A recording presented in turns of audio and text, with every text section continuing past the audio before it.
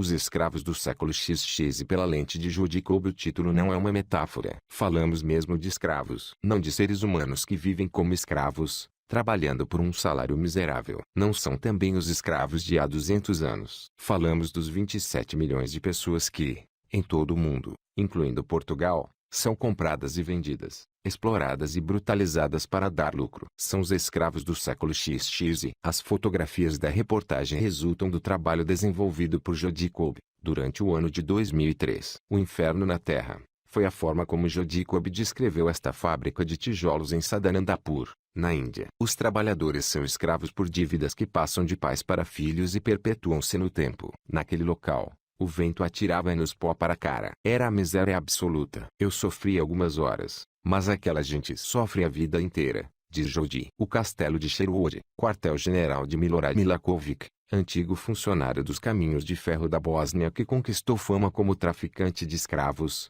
ergue-se junto à estrada principal, mesmo à saída da cidade bósnia de Prijedor. Sob as muralhas de estuque, a entrada é guardada por musculosos jovens tatuados. Ali perto, os animais de estimação de Milakovic, 3 tigres da Sibéria, passeiam de um lado para outro dentro do seu recinto enjaulado. Numa cinzenta manhã de primavera, cheguei ao castelo, sozinho, porque nenhum guia local ou intérprete se atreveu a acompanhar-me. O robusto anfitrião, de 54 anos, aguardava-me junto de uma piscina coberta de vidro, cor de água marinha, sentado à mesa já preparada para o almoço. O senhor de Sherwood nunca escondeu o negócio a que se dedica. Certa vez, perguntou a maldaz ativista dos direitos humanos que divulgara em pormenor o seu historial como comprador de mulheres para os bordéis que possui em Prijedor. É crime vender mulheres. Também se vendem jogadores de futebol, não é? O corpo de uma mulher pode ser vendido vezes sem conta. Os donos de bordéis israelitas, como este em Tel Aviv, podem comprar jovens da Moldávia ou da Ucrânia por cerca de 3.500 euros. Mesmo um pequeno negócio com 10 prostitutas pode render milhões de euros por ano. Fazendo-se passar por recrutadores de mão de obra, os traficantes vão buscar as vítimas às cidades pobres da Europa de Leste, atraindo-as com promessas de bons empregos. Quando as mulheres chegam, são entregues a compradores que, por norma, as espancam, violam ou aterrorizam para garantir obediência. Milakovic ameaçou de morte a ativista pela sua franqueza, mas comigo não foi tão agressivo. Enquanto comíamos uma salada de marisco acompanhada de bifes, junto à piscina, discutimos o fluxo de jovens mulheres que fogem à situação econômica de penúria dos seus países de origem. No antigo bloco soviético, Milakovic declarou estar ansioso por promover um esquema de legalização da prostituição na Bósnia, para parar com a venda de seres humanos, porque todas estas raparigas são filhas de alguém. Uma dessas filhas é Victoria, loura míope e fumadora inveterada que, aos 20 anos, já se assume como veterana do comércio internacional de escravos. Durante 3 anos, foi mais uma dos cerca de 27 milhões de homens,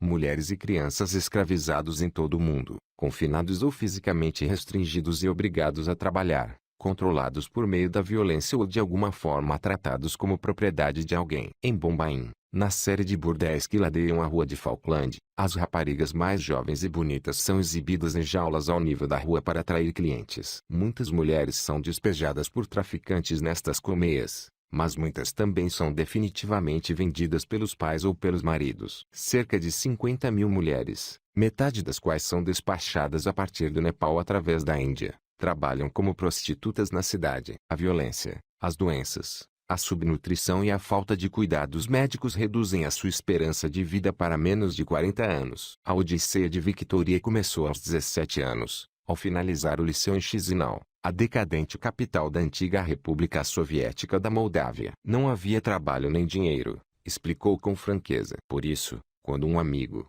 pelo menos julguei que era amigo, lhe propôs ajudá-la a arranjar um emprego numa fábrica da Turquia, ela agarrou-se à ideia e aceitou que ele a levasse de carro até lá, atravessando a Romênia. Quando percebi que o carro ia para o oeste, rumo à fronteira com a Sérvia, compreendi que algo estava errado. Tarde demais. Chegada à fronteira, foi entregue a um grupo de sérvios que lhe fabricaram um novo passaporte, onde se declarava ter 18 anos. Levaram-na para a Sérvia a pé e violaram-na, ameaçando-a de morte se resistisse. Depois, enviaram-na sob escolta para a Bósnia, a República Balcânica que então estava a ser reconstruída com remessas maciças de ajuda internacional, Após anos de guerra civil e genocídio, Victoria transformara-se num bem alienável e, nessa qualidade, foi comprada e vendida 10 vezes por vários donos de bordéis ao longo dos 2 anos que se seguiram, por um preço médio de 1.320 euros. Por fim, grávida de 4 meses e temendo que a obrigassem a abortar, fugiu. Encontrei-a escondida na cidade bósnia de Mostar, onde fora acolhida por um grupo de mulheres. Num tom monótono e suave, Victoria recita o nome de clubes e bares em várias cidades onde a obrigaram a dançar seminua, mostrar boa disposição e ter relações sexuais com qualquer cliente que a quisesse, pelo preço de alguns maços de cigarros. Os clubes eram todos horríveis, embora o Artendia, em Banja Luka, fosse o pior. Todos os clientes eram polícias. Recorda. Victoria tornou-se escrava por dívidas. O pagamento recebido pelos serviços prestados era integralmente entregue ao seu dono do momento para amortizar a dívida, a quantia que ele pagará ao proprietário anterior pela sua compra. Uma vez condenado, o traficante Chandra Gautam passará 16 anos numa prisão nepalesa. Pesadas sentenças de prisão e investigações policiais eficazes fazem parte daquilo a que o Departamento de Estado do ZEWAT chama um esforço significativo do Nepal para pôr termo ao comércio de seres humanos. Os proprietários mantinham-na em servidão até que o dinheiro devido a quem a controlava fosse recuperado, momento em que era de novo vendida, recomeçando a trabalhar para remir o preço de compra pago pelo seu novo dono. Embora a escravatura, nas suas formas tradicionais, sobreviva ainda em muitas partes do mundo, a escravatura por dívidas deste tipo é, com variantes, a forma mais comum de servidão nos dias que correm. Segundo Milorad Milakovic, trata-se de um sistema perfeitamente aceitável. Há o problema das despesas de trazer uma rapariga até aqui, explica. Avião, transporte, hotéis ao longo do percurso, além da alimentação. Essa rapariga tem de trabalhar para recuperar esse dinheiro. Em novembro de 2000, o Grupo Policial de Intervenção Internacional IPTF, patrocinado pela Organização das Nações Unidas, realizou uma rusga aos clubes nocturnos e bordéis de Milakovic em Prijedor, libertando 34 raparigas que contaram histórias de servidão semelhantes às de Victoria. Tínhamos de dançar, beber muito e ir para o quarto com qualquer pessoa,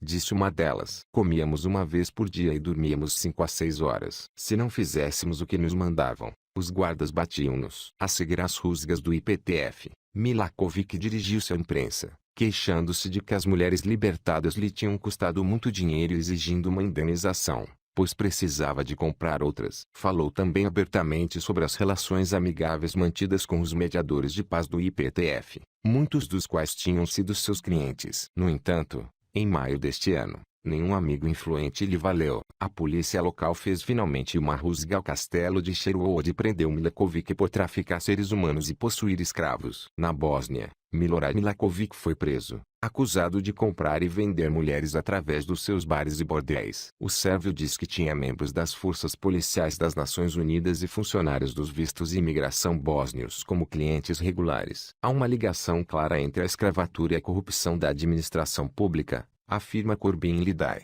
antigo funcionário da Agência para o Desenvolvimento Internacional do ZEWA. Em dezenas de países, os funcionários públicos ajudam, fazem vista grossa ou entram em conluio afetivo com os traficantes. Por vezes, pensamos que a escravatura é coisa do passado e as imagens que dela temos tendem a remontar ao século XIX. Trabalhadores rurais negros agrilhoados. Nessa época, a escravatura prosperava devido à falta de mão de obra, explica Amik Dotridge, antigo diretor da Anti-Slavery International, fundada em 1839 para dar seguimento à campanha que abolira entretanto a escravatura no Império Britânico. Em 1850, segundo os estudos sobre escravatura feitos pelo especialista Kevin Bayliss, o preço médio de um escravo elevava-se a cerca de 35.200 euros, em dinheiro atual. Encontrei-me com Dotridge na sede da sua organização, um pequeno edifício no incaracterístico bairro de Stockwell, no sul de Londres. Naquele tempo, os negros eram raptados e obrigados a trabalhar como escravos, diz Dotridge. Hoje, as pessoas vulneráveis são aliciadas para a escravatura por dívidas, na esperança de uma vida melhor. Há muitos seres humanos nessas condições, porque há muita gente desesperada no mundo. Imagens da escravatura contemporânea vêem-se nas paredes dos gabinetes. Trabalhos forçados na África Ocidental. Crianças paquistanesas com 5 e 6 anos conduzidas ao Golfo Pérsico para servir de jockeys em corridas de camelos. Crianças tailandesas reduzidas à prostituição. Os arquivos estão a abarrotar de relatórios, Grupos de escravos brasileiros na floresta tropical amazônica abatendo árvores depois transformadas no carvão que alimenta as siderurgias. Trabalhadores agrícolas na Índia vinculados aos terratenentes por dívidas, herdadas dos pais e legadas aos filhos. Embora a globalização tenha facilitado a movimentação de bens e dinheiro em todo o mundo, a compra e venda de seres humanos é um negócio rendível porque quem pretende deslocar-se para os locais onde há emprego enfrenta restrições cada vez mais rígidas em matéria de imigração legal. No norte da Índia, num quarto mal iluminado e sem ventilação, uma dúzia de crianças debruçadas sobre aquecimentos a gás fabrica pulseiras para vender a 40 cêntimos a dúzia. De idades compreendidas entre os 9 e os 14 anos, estas crianças trabalham 10 horas por dia, todos os dias, vendidas pelos pais ao dono da oficina em troca de dinheiro. Em média, as crianças indianas são escravizadas por cerca de 30 euros. Quem não consegue migrar legalmente, ou pagar adiantado o dinheiro exigido para passar a fronteira de forma clandestina, acaba quase sempre nas mãos das máfias de traficantes. O tráfico ilícito de imigrantes, introdução clandestina de estrangeiros que depois encontram empregos pagos, e o tráfico de seres humanos, que acaba por conduzir à escravidão ou à venda, funcionam exatamente da mesma maneira, recorrendo às mesmas vias, diz um operacional veterano do Departamento de Imigração e Naturalização do OINS. A única diferença é o que acontece às pessoas no fim da linha. Uma vez que as quantias pagas a título de transporte aumentam à medida que cresce o rigor dos controlos fronteiriços, torna-se cada vez mais provável que os imigrantes ilegais fiquem em dívida com os traficantes que os transportaram. Por isso, são obrigados a trabalhar como escravos para pagar as suas obrigações. Para quem vem de fora, é demasiado perigoso mostrar interesse excessivo em saber como funcionam estas máfias, dúvida que me assaltou quando estava no castelo de Sherwood. Mesmo assim, em Atenas, descobri um homem que se especializou no estudo do tráfico de escravos e conseguiu sobreviver para dar testemunho. Em 1990, Grigoris Lasos, professor de sociologia na Universidade de Panteão, empenhou-se no que julgou ser uma investigação sem problemas, sobre a prostituição na Grécia. Vive enérgico, resolveu ir direito à fonte e falou com as próprias prostitutas. Por meio delas, acabou por entrar em contato com os promotores da escravatura. Ao longo de uma década, sob forte censura dos colegas de profissão, Lasos acedeu a informação sobre operações de tráfico, fornecendo uma descrição bem clara das interligações entre a prostituição e a escravatura no seu país. As dívidas condenam famílias ao cativeiro durante várias gerações. No sudeste da Índia,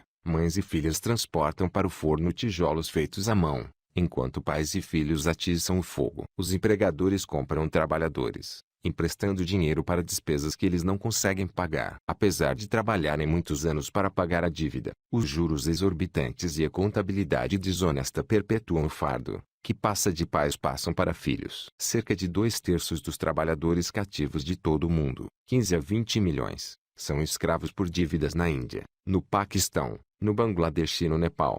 Convém distinguir os pequenos grupos de traficantes dos grandes grupos, apoiados na internet em contas bancárias, diz. Na Grécia, qualquer proprietário de um bar ou qualquer grupo de proprietários pode enviar alguém ao sul da Bulgária para comprar mulheres por dinheiro. Nessa região, cada rapariga custa 880 euros ou, com regateio, é possível conseguir 2 pela mesma verba. Para obter um preço mais barato, é melhor negociar a segunda-feira, porque a maior parte do tráfico ocorre aos fins de semana. A segunda-feira, há pouco movimento e, por isso, aproveitam-se os restos. Em contrapartida, as redes têm capacidade para discutir preços e realizar transações financeiras à distância. Continua. Basta telefonar para Moscou e encomendar uma mulher. Ela será enviada para Romênia e daí para a Grécia, através da Bulgária. As partes nem precisam de se conhecer. O importador limita-se a dizer: quero tantas mulheres de primeira qualidade, tantas de segunda qualidade e tantas de terceira qualidade.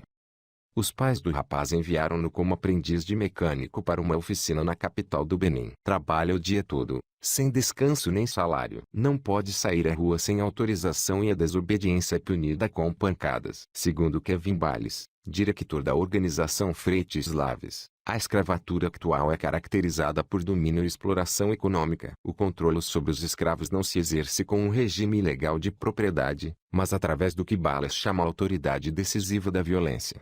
Percorrendo seus ficheiros exaustivos, o professor enumera os dados sobre tráfico de seres humanos. Na Grécia, entre 1990 e 2000, O rendimento proveniente do tráfico de mulheres forçadas a este tipo de prostituição elevou-se a 4.845 milhões de euros. As prostitutas voluntárias, sobretudo mulheres gregas que trabalham por sua própria vontade, renderam 1.320 milhões de euros. As operações dos traficantes gregos estudadas por Lazos apresentam níveis de eficiência e de âmbito que nada tem de singular. Em Trieste, porta de acesso dos Balcãs ao norte de Itália, os investigadores da Comissão Local Antimafia seguiram as atividades de Josip Lonkaric, antigo taxista da cidade croata de Zagreb. Em 2000, Lonkaric foi finalmente preso. Proprietário de companhias de aviação na Albânia e na Macedônia, estava então envolvido na deslocação de milhares de pessoas destinadas a trabalhar na prostituição ou em qualquer tarefa servil que implicasse mão de obra barata no próspero universo da União Europeia. A mulher e sócia,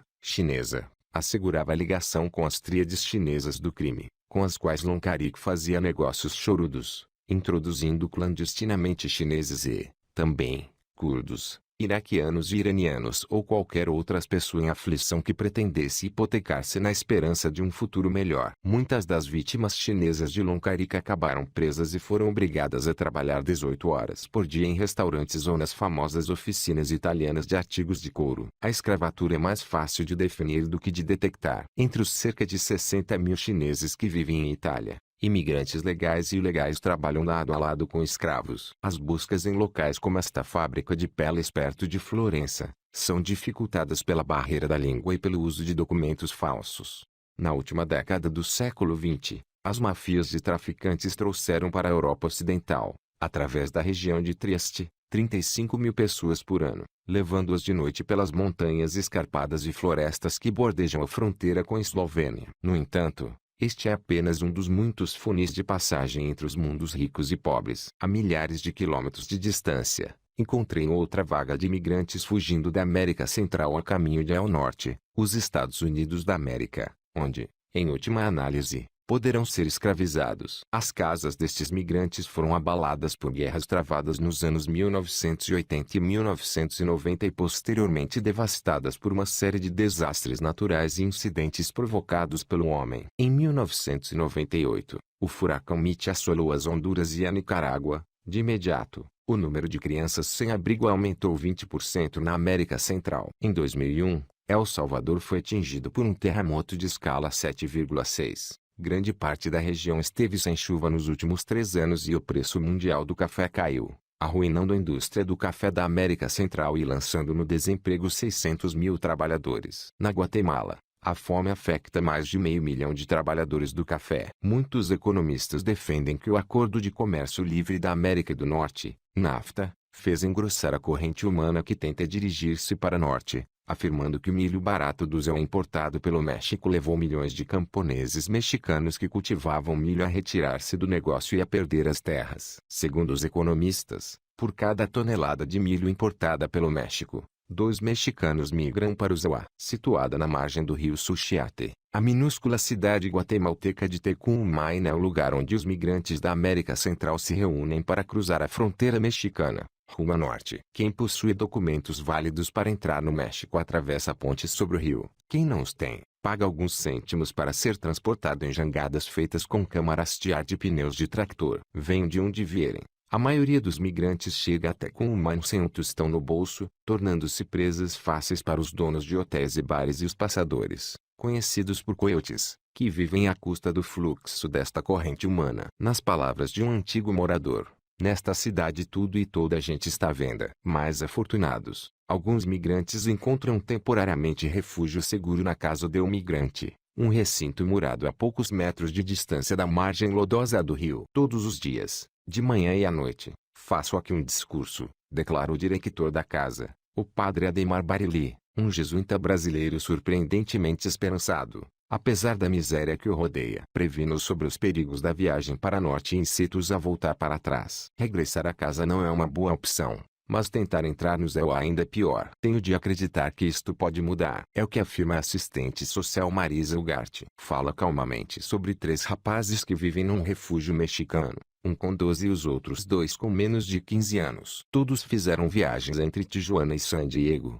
na Califórnia, prostituindo-se com pedófilos. Marisa dirige a Bilateral Safety Corridor Quality 1, uma rede de 62 organizações norte-americanas e mexicanas que combatem o tráfico de seres humanos. O mundo está a começar a ver que a escravatura ainda é real, diz Marisa. Barilli explica-lhes que existem patrões, no México, que podem reter os seus preciosos documentos de identidade e obrigá-los à escravatura em plantações distantes. Fala-lhes dos bordéis de Tapachula, a cidade mexicana do outro lado do rio, onde as raparigas são obrigadas a prostituir-se. Porém, a maioria não ouve os seus conselhos, lembrando-se da miséria que o deixou para trás. Quando perguntam a Adriana, uma prostituta de 14 anos de um bar em Tapachula, se põe a hipótese de voltar às Honduras, ela exclama: não, lá morre-se de fome. Apesar de Barilli e da casa de um migrante, Tecumumani não é um local seguro. Na semana anterior à minha chegada, uma coiote morto fora lançado na rua, mesmo junto ao portão do recinto, com dezenas de balas no corpo. Aqui,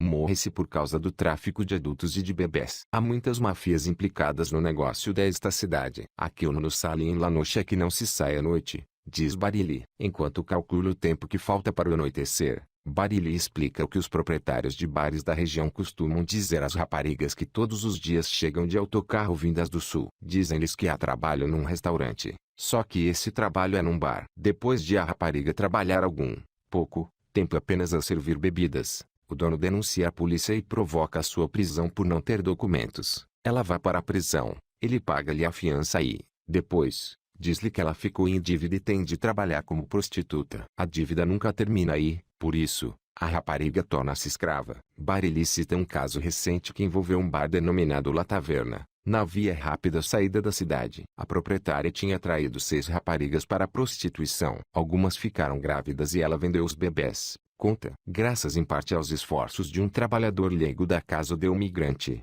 que depois teve de se esconder devido a uma torrente de ameaças de morte, bastante credíveis, a dona do bar acabou por ser detida e presa. Um refúgio salvou 10.000 crianças prostitutas. A socióloga Lois Ley, à direita, passou 24 anos a trabalhar com crianças de idades compreendidas entre os 11 e 17 anos, traficadas por pederastas. Uma jovem residente, à esquerda, foi obrigada a prostituir-se nos estados de Oregon, Washington, Idaho e Nevada, antes de escapar ao seu captor. A exploração sexual das crianças americanas abrange todas as classes econômicas, étnicas e sociais, explica Lois. Não é um problema apenas do terceiro mundo. O aumento da segurança verificado após os acontecimentos de 11 de setembro tornou a fronteira entre o ZEA e o México, principal obstáculo na estrada para sul, ainda mais difícil de ultrapassar. O reforço do controle provocou um aumento proporcional dos preços de travessia cobrados pelos grupos de passadores, que subiram de cerca de 880 para 1.762 mil euros por pessoa,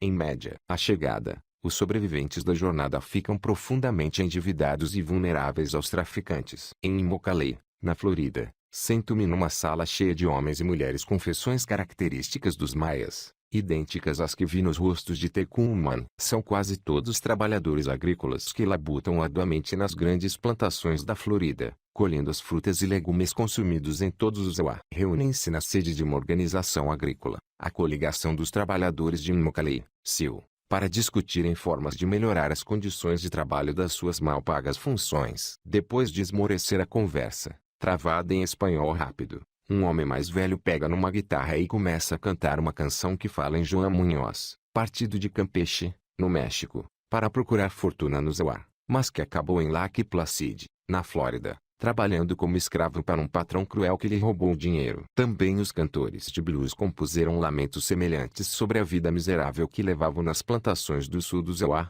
canções que consideramos pertencerem ao nosso patrimônio. Porém, esta canção não se refere ao passado. João Munhoz é uma figura real, um homem de 32 anos que deixou a sua pequena quinta em Campeche por não conseguir ganhar dinheiro suficiente para alimentar a família. Uma vez transposta a fronteira, chegou a Marana, no Arizona, onde um coiote lhe prometeu boleia até a Florida, onde arranjaria trabalho a apanhar laranjas. A boleia custou 880 euros e foi-lhe dito que poderia ir pagando ao longo do tempo. À chegada, contudo, descobriu que de fato ingressara na moderna economia esclavagista. Após um dia de trabalho, os trabalhadores agrícolas reúnem-se para pôr fim aos abusos laborais no sul da Florida. Formada sobretudo por imigrantes do México, Guatemala e Haiti, a Coligação dos Trabalhadores em Immokalee, CIL, já libertou muitos dos seus mais de 2.000 membros de 5 explorações da Flórida onde era usado trabalho escravo em larga escala. A CIO calcula que cerca de 10% dos trabalhadores agrícolas do ZEU estão escravizados e que os restantes recebem salários de miséria. A via é rápida.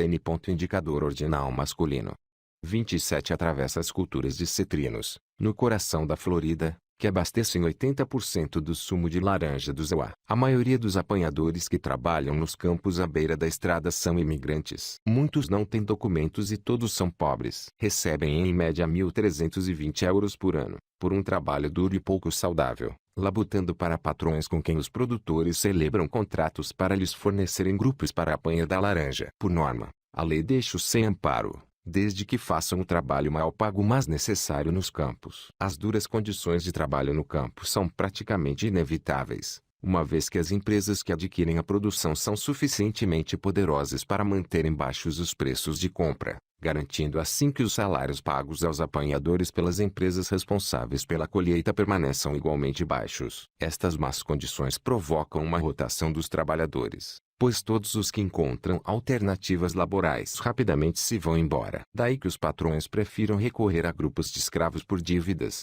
cuja estabilidade e docilidade está garantida. Foi assim que João Munhoz deu por si cativo, juntamente com pelo menos mais 700 pessoas, a trabalhar em campos guardados pela família Ramos, nos arredores da pequena cidade de Lake Placid. Quase todos foram apanhados no Arizona por coiotes que se ofereceram para os levar até a Flórida, vendendo-os posteriormente, diz Romeu Ramírez, um guatemalteco de 21 anos que se infiltrou para investigar para si o negócio montado pela família Ramos. Uma greve da fome realizada em março de 2003 na sede da Taco Bell sensibilizou o mundo para os problemas relacionados com o trabalho agrícola. 1 cêntimo a mais por taco pode significar o dobro do salário atual para os apanhadores de tomate, diz um membro da CIO Lucas Benítez, em cima, à esquerda. Com um pequeno aumento do custo para o consumidor, as empresas como a Taco Bell podem pagar mais por produção e os fornecedores podem ficar menos tentados a baixar os custos de produção através do uso de escravos.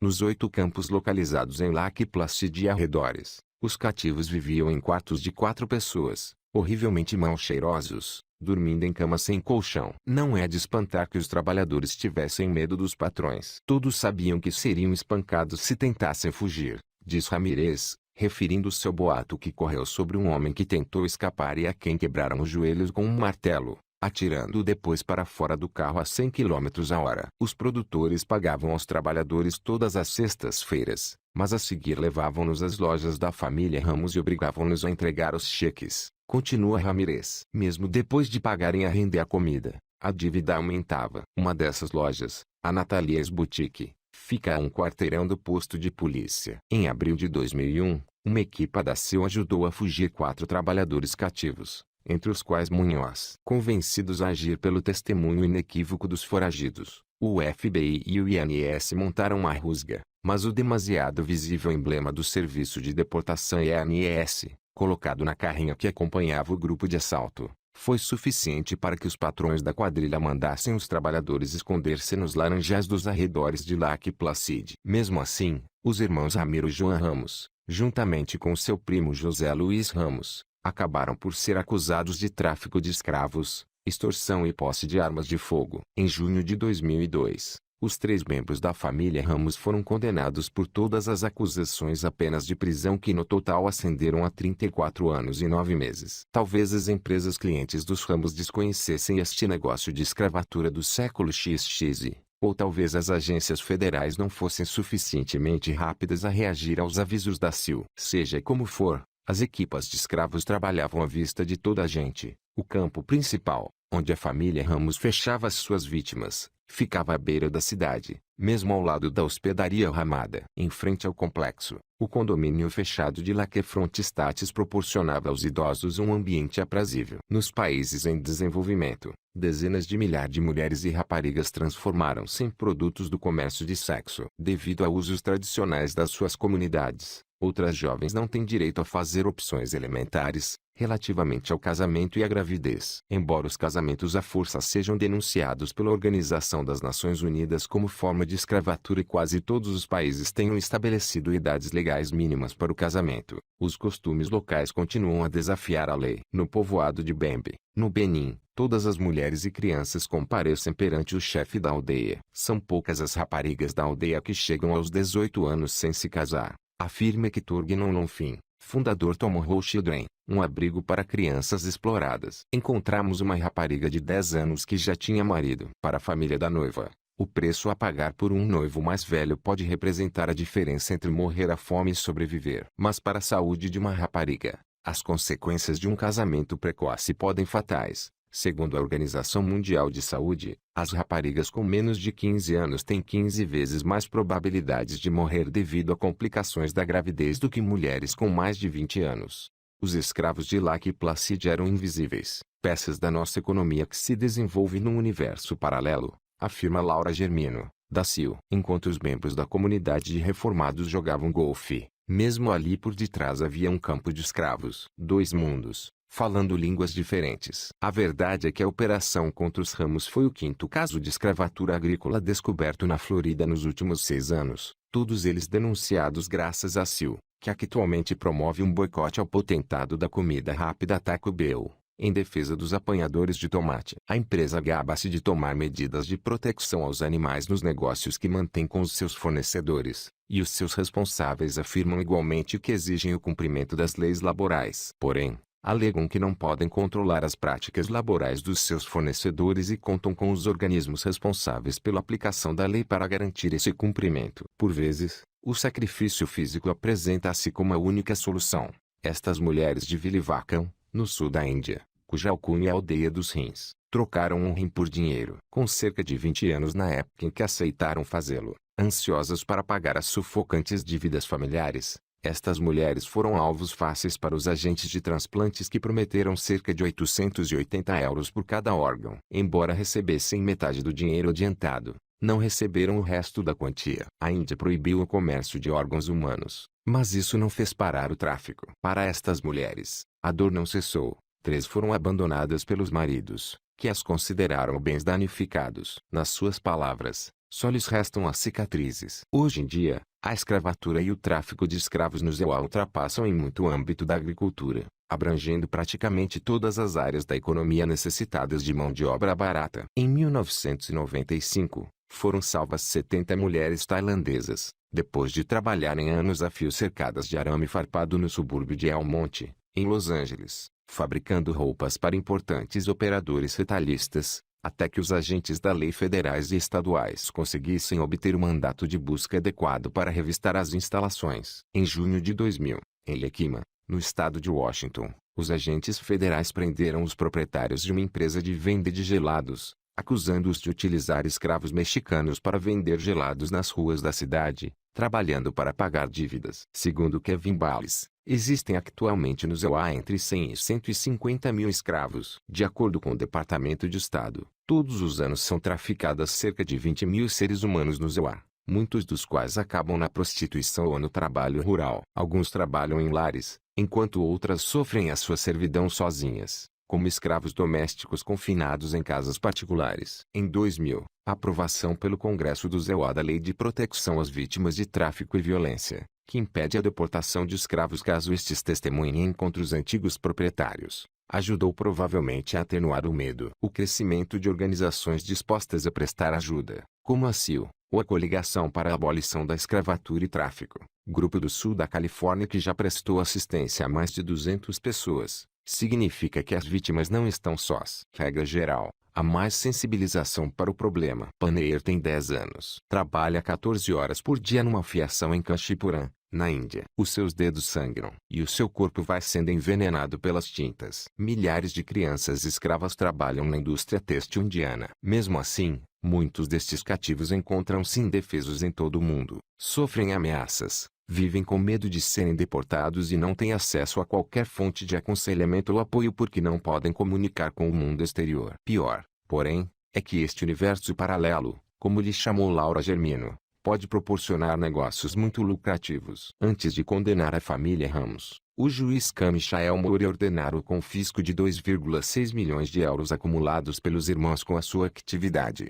bem como outros bens. Moore apontou também um dedo acusador às empresas agrícolas que contrataram os trabalhadores dos Ramos. Segundo parece, neste sistema de apanha da fruta, há gente de outro nível, mais elevado, que em certa medida é cúmplice, de alguma forma, da maneira como estas atividades são desenvolvidas, afirmou a antiga escrava Julia Gabriel, hoje jardineira paisagística na Flórida e membro da CIO. Recorda sua chegada ao Zéu à vinda da Guatemala, aos 19 anos, no Carolina do Sul. Apanhou pepinos debaixo de escolta armada, durante 12 a 14 horas por dia, vendo companheiros cativos a serem espancados à coronhada até ficarem inconscientes. Talvez isto seja normal no Zéu, pensou. Mas houve um amigo que lhe disse, não, isto não é normal aqui, e, assim, Julia conseguiu arranjar coragem para fugir. Este bebê não é um escravo. Porém, como está numa caixa de cartão e cresceu numa barraca de chapa ondulada, a vida deste rapaz da Guatemala começa com escassas probabilidades pela frente. Pode ser roubado ou vendido e depois adotado ilegalmente,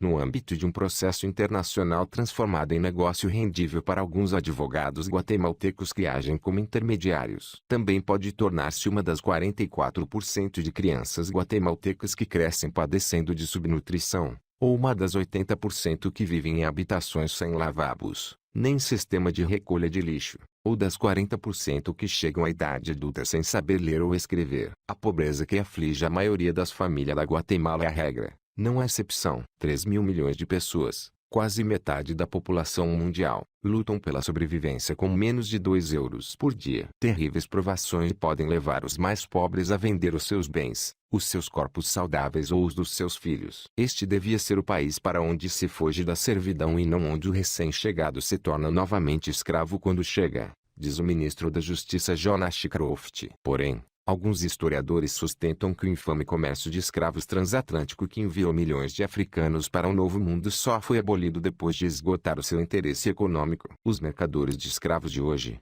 do castelo de Sherwood à Soalheira Florida, com muitas centenas de lugares pelo meio, descobriram de novo os lucros da compra e venda de seres humanos. Em pleno século XX, a escravatura está longe de ter desaparecido.